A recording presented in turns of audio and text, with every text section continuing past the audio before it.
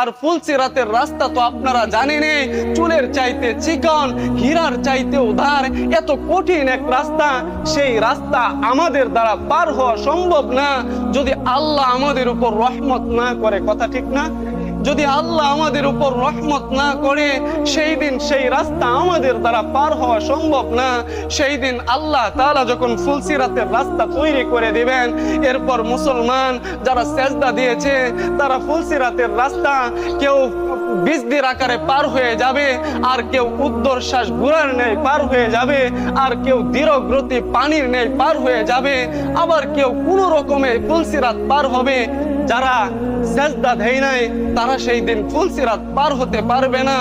এরপর শুধু তাই নয়, আমি এই ঘটনা বলতেছি এজন্যই, বুখারী থেকে ঘটনা বলতেছি, যে যখন সবাই পার হয়ে যাবে, আল্লাহ তাআলা সেদিন কেমন আমাদেরকে ভালোবাসেন, রহমতের কেমন জোয়ার সেদিন আল্লাহ তাআলার খেলবে।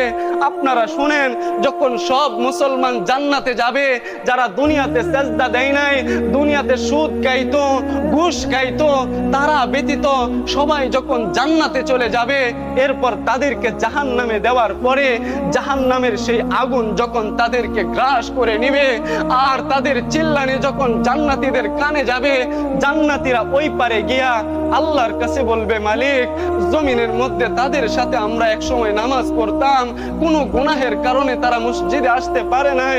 আল্লাহ, সেই জায়গায় আমার মা দাঁড়িয়ে আছে, আমার বাবা দাঁড়িয়ে আছে, আমার বোন আছে। আল্লাহ, আমি তাদেরকে ছাড়া জান্নাতে যাব না। সুবহানাল্লাহ। সেদিন তারা জান্নাতে যাইতে চাইবে না।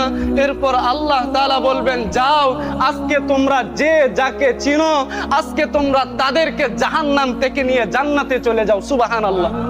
এই ঘোষণা দেওয়ার পরে সবাই তাদের চিনা মানুষদেরকে দৌড়ে দৌড়ে জান্নাতে নিয়ে যাবে।